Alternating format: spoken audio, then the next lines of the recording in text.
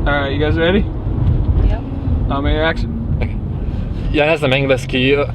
Możesz pomóc stvarno? 我超喜欢冰淇淋的，超好吃。 Hey, which one of y'all lives closer? Who am I dropping off first?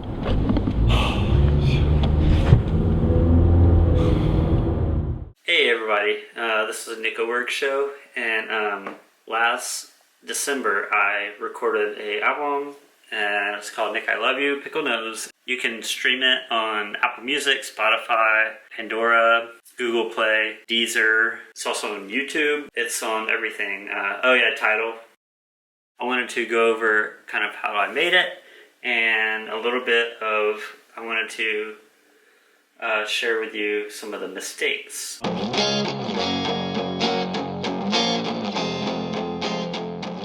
Bosnian meat pie.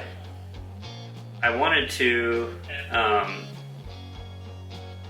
write words for this, but I never got around to it. And one of the points I wanted to make in this video were I wanted to make an album, and sometimes you just gotta settle for what you do. And I had the goal of finishing by the end of last year, 2018. This was one of the first recordings I started last year. I had done it for a video, the Kentucky Goals video on YouTube, and it fit really well. Like, I thought it sounded really cool. The song's Bosnian Meat Pie. My friend Amir is from Bosnian, so I don't think there's any mistakes other than like I wish I had time to do like words on this song because I really liked it, but I was like, it might be kind of a cool intro song.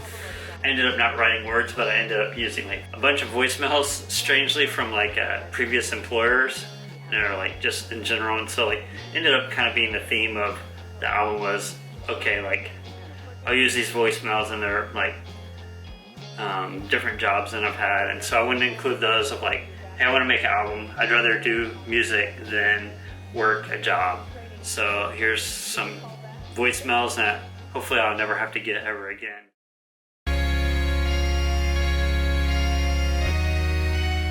So next song is Leningrad, and this one was actually, I think, first recorded in 2014. I think I wrote the words in 2013 or so, and I really liked it. It was very sonically full. The original vocals, I messed up a lot on it, and it didn't sound very good, and it was off key and all that kind of stuff. Like, I really liked where it was at, but it wasn't fully there, so I wanted to re-record it. And every time I tried over the years, before last year when I was starting this album, it never really went that good. I finally got to something I liked, and I wasn't totally turned off of listening to. The whole album, it's kind of mastered weird. Like, it was kind of a last minute thing. I used Landr, LANDR.com, and that also helped me release the album, which is I would highly recommend for releasing an album. But I would be careful with mastering on there. Like, I just did a blanket the high level on there, and I should have like adjusted each song because Leningrad, the levels are kind of weird, and just throughout like each song, like I just, you know, like I said before, you just kind of gotta, you know, if you have the goal of like by the end of the year finish this, then you just kind of gotta finish it.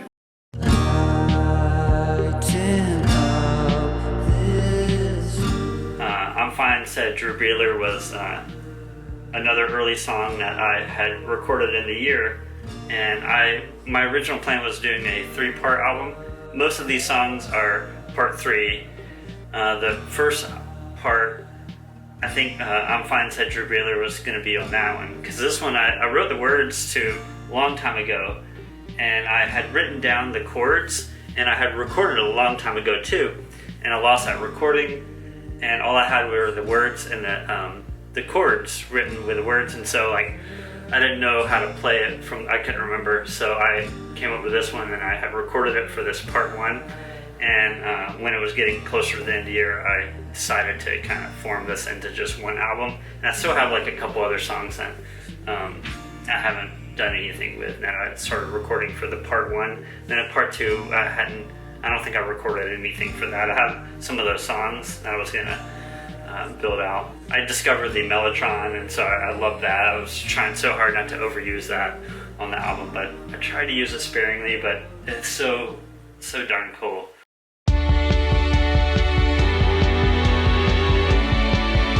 Whiskey Lips, you know, was an old song. I redid it to sound like it is now. Yeah, this was a victim of bad mastering, where it's so freaking loud. Like Whiskey Lips and Life and Death were like really peaked for some reason, and I didn't have enough time to like really listen down to the whole album to hear the consistency throughout it. So that was kind of a mistake with that. And I had Whiskey Lips, I had always hoped to write some like a chorus to it, and I had like a couple of demos where I was trying to have like this other chord progression, and I had, like a few years ago, the songs I was writing, I was having a really hard time writing anything further than just one chord progression, and even if I had choruses, it would be the same chords as the verses, and I you know, you just gotta go with what you can. I was really stuck in, you know, writer's block.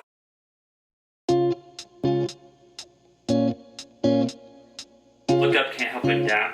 Help Looking Down. I think I had really started this one in 2013, 2014, and then I, you know, really got it going. Like I had that basic structure down for a number of years, and then I finally, you know, I think like the end part, forever, like in recordings, I had just like that going on forever, just looping, and so I really like focused in on that one to make it like, you know, distinct section. Look Up, Can't Help Looking Down, and 32 are the only ones with like real drums, I believe. And I did that because when you're writing, recording, mixing, everything, trying to finish in a year, I had a couple times where I, you know, tried demos and of like Do You Hate Me, where it's like real drums, and it just didn't sound good. I just don't have enough mics or like, you know, mic stands to really mic up my drums, and I don't know if I should bring up the files, but Logic.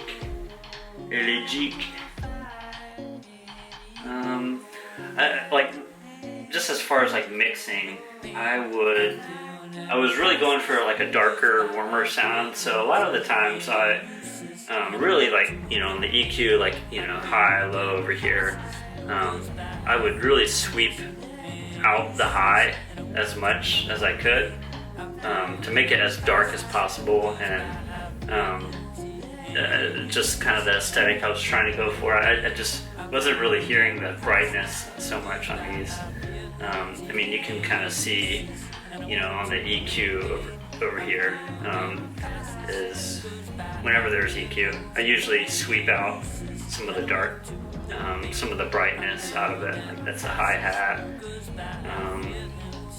that's a kick drum, well, of course, snare, yeah, like overheads and stuff I would take out a bunch on that. Yeah, some of the, like, yeah, guitar solo or whatever, but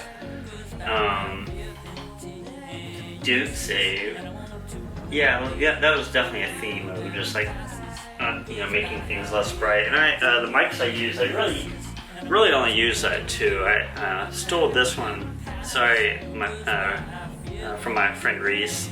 I've had this one forever. We used to use it on movies, and we would you know, do like a shotgun mic where this was really good for dialogue. It, you know, picks up a pretty wide column there, and so I really like that one. And I sang a lot, and I use you know, for like acoustic guitar, I would use this a lot for vocals and all of that. Oh, this was a Audio-Technica MB4000C, and then this is like just one of those cheap MCA whatever mics, and it's really bright, which is good. And I ended up like about half of the year I started recording a lot more songs, and yeah, that's when I started really recording. Like I Don't Have a Day and Life and Death. Like I was using this a lot, but then like later in like the mixing, I would re-record some of the vocals I wasn't happy with, and I found like, yes, it was brighter, but I could still darken it, and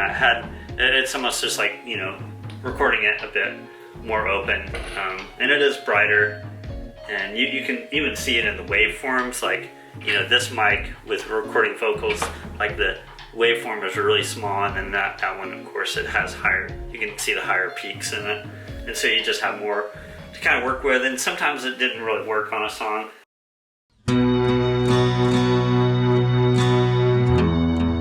One mistake was this had a little squeak, and I meant to put that at the end of the previous song, because now, like, this was another song that I wish I wanted to have some words. I think I started on some, but I never was happy, so I was like, well, it's kind of middle point of the album, so I think, I was looking at like 20 minutes at the beginning, and what was at the end, so, it's not really middle, but I felt like it broke up things. I think like Sincere Heart, that was a movie title I really liked.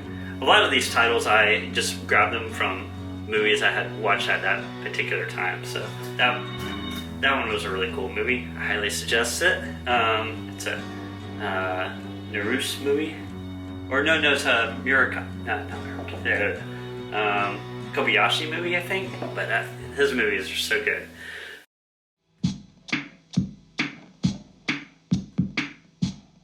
And Have Pills. This one was an earlier recording and an older song.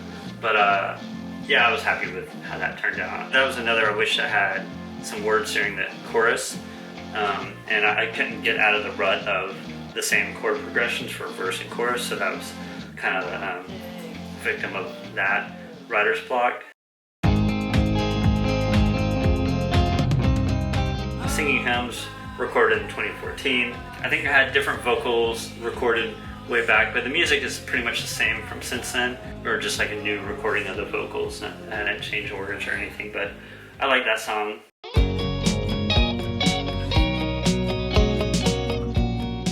Joe Pender, it was another, I had like the song, like, playing with like the loops of like the guitars, and I wrote the words last year, but I can't remember, I am happy with the song, but then, I don't know, the singing I'm not too thrilled about, but, I'm not the best singer, so hopefully it's kind of the best I can. But you just gotta finish with what you have. I almost didn't use it on the album because I had actually forgotten to do the scale part, so. I swear it's not the best news. Do You Hate Me? That was an older song, and I completely changed the sound of that one. I had a older recording. Let's see. Yeah, I had a pretty different version.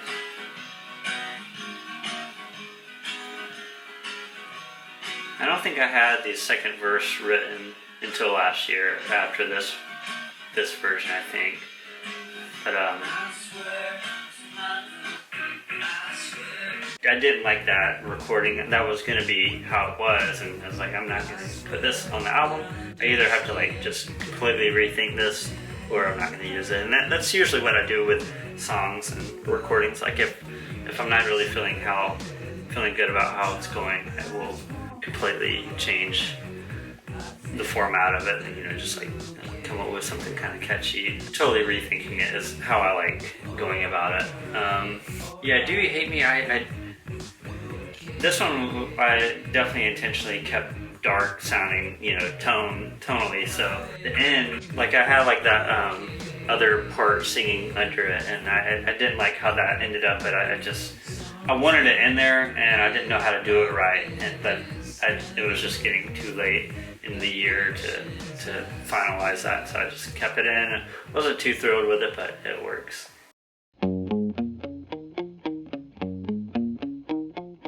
Get Down, yeah. This one was a older recording, which I think, yeah, this part, but the synth and the structure, before it was all just like the same, after the vocals and everything else comes in, it was just a loop, and then I, tried separating everything out, where like giving things places to coming in and out, and I found that sound on the synth, I really liked it, like just like this gritty synth sound, and so I cranked that up. I was like, I never would have thought to just like completely record over everything that I had, and it would sound nice, and then just put this gritty thing. I liked how loud it was, and it sounded like a fax machine, and it just sounded cool to me. So like Do You Hate Me starts kind of this section of song that goes to the next 3 songs, so Do You Hate Me, Get Down, and 32 are all kind of like one song. 32 kind of had, I look at it as having a couple of different songs in it, but as one, and I love that feel. I had planned originally, I think I was wanting to have this all one song, Do You Hate Me, Get Down, and 32, and I never could get to that point. Like, I had tried bringing Get Down into the project of another file. It just wasn't working right, so I kept those separate. And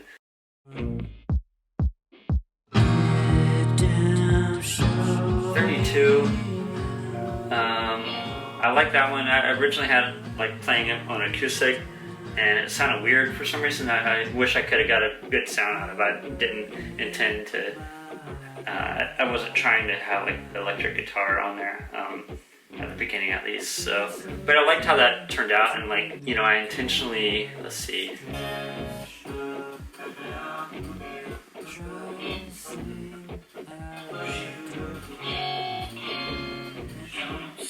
So, you hear like psh coming in, and that was intentional. Like, I had gated the boom sound, and I gated it, and I intentionally left it pretty loose, so it like kind of, I tried to get, at first I was trying to get rid of the buzz that my amp has, and I haven't figured that out yet, but it might be the guitar is kind of funky, but I intentionally like ended up leaving it loose because I liked how it like kind of popped in, kind of nasty, so I like that. That was like an intentional mistake, and there's like a lot of, it's easy to say now, but intentional mistakes. There are actual mistakes. Like, I wasn't happy with I think the second verse, the words. I had tried coming up with other words, and like I was a bit afraid to like have to redo all of the vocals. So I just ended up leaving it, even though I wasn't really too happy. That was that's the main song that I wasn't like that. Like the second or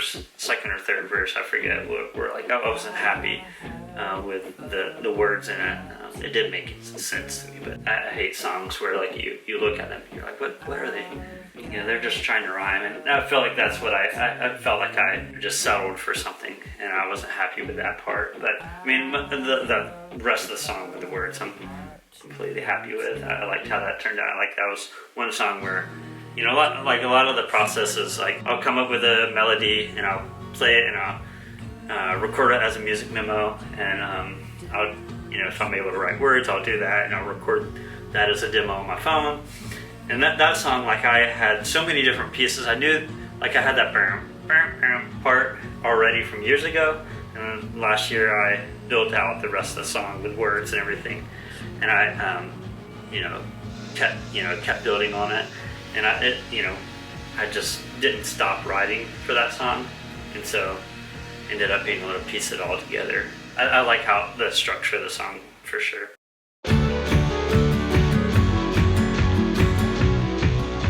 I Don't Have a Day.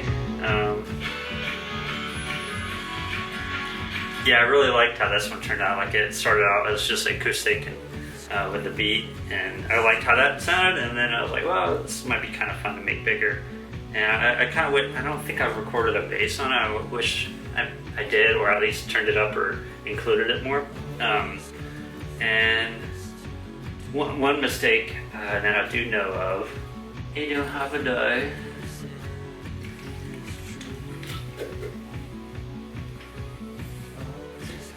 So this one,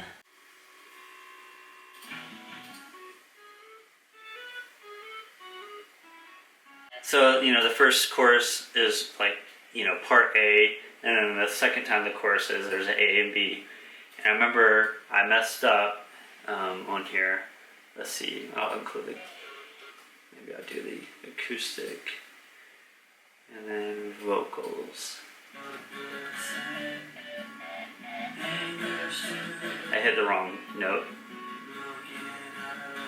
Like right before the, I thought I was going back to the verse.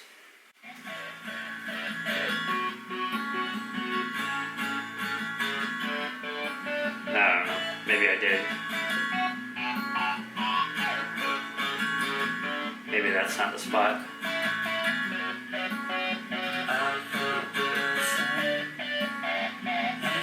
Right here.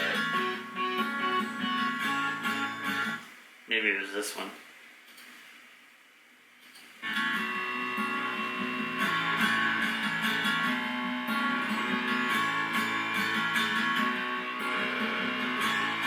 Maybe I fixed it. I don't know. I had always thought I messed up the chords there. I thought it was going back to the verse when I was playing and recording that. And then at the very end, so like all these verses are like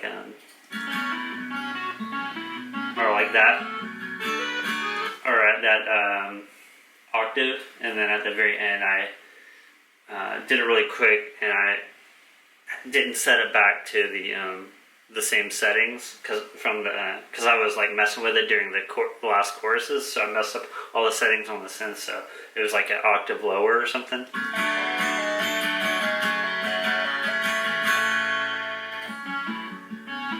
I don't know, it didn't sound the same, so I kind of felt like I kind of messed that up, but you gotta go with what you got.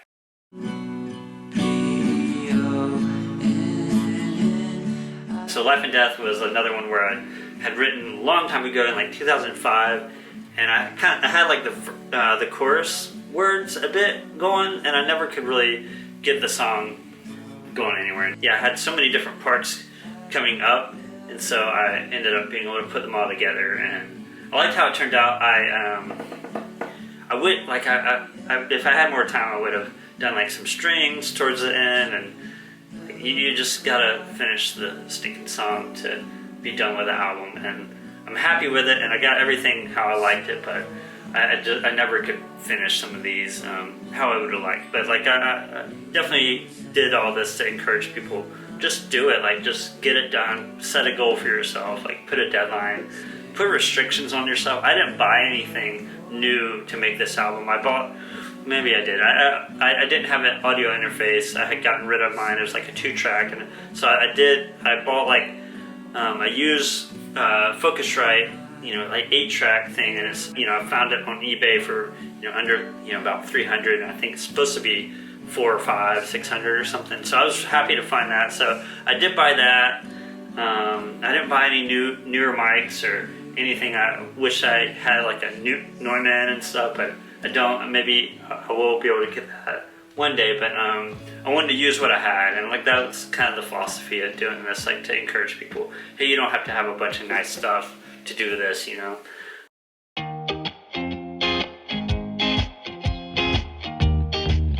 I knew I wanted something happy at the end of the album, so I did Land More, and I had the music forever, since like 2011, 2013, something like that, and I had that as like the last song, and it was going to be another instrumental, and then I knew I wanted words, and so I was able to get words going on it, and I was really happy. I really liked that song, and I felt like that one was so different than the rest of the album, and I kind of liked that, and it was like, after Life and Death is, downer, and then this one was kind of fun. So I enjoyed like, ending the album like that, and it's kind of like this lost song at the end of the album. Kind of fits, kind of cool, so I liked it. And another thing is, and of course no mistakes in that song. This is what I'm working with here. So I have my guitar. I write a lot of songs using the loop pedal, and I have like the delay for vocals that goes in one of these, over here. And then over here is like the chain for the guitar. And so I sometimes throw in the distortion in there. I use this a lot for like writing songs. It's a sampler doing like drums. And I use that sound on pills. And then I use this a lot, the Pro Junior Fender, and it sounds really good. Bought that from my friend Logan, and he switched out the speaker in it, and it's a really good one, and it's a really crunchy guitar amp. Sometimes I use this one for guitar. I got this one when I was a kid. It's a Univox, and it kind of has a really dark sound, so I use that one a couple times, and then I have my drums. And I use this on the album on just those 2 songs I mentioned. So I got a new standing desk, but I didn't have that before. I got chocolate milk. Here's the audio interface, the Focusrite. Have my microbrew which sounds really cool. I like, it gets crunchy, and I like that. I love these headphones. I wish N-Case would make these again, but they don't, and I have these N-Case ones. Bought them on eBay for cheap. And my iMac, I've had that one forever. It's really good. Got Shrek over here. And then the album cover is still over here. I hope that you'll listen to it, and I hope that, let me know if you end up yourself making an album or some kind of art that you're happy about, like because you can, anybody can do it. You don't need anything extra. If you don't have much, if you only have like a Sharpie, make a masterpiece with your Sharpie. So you don't need a bunch of fancy stuff. Go stream it. Cool. Good luck. Talk to you later. Love you. Bye.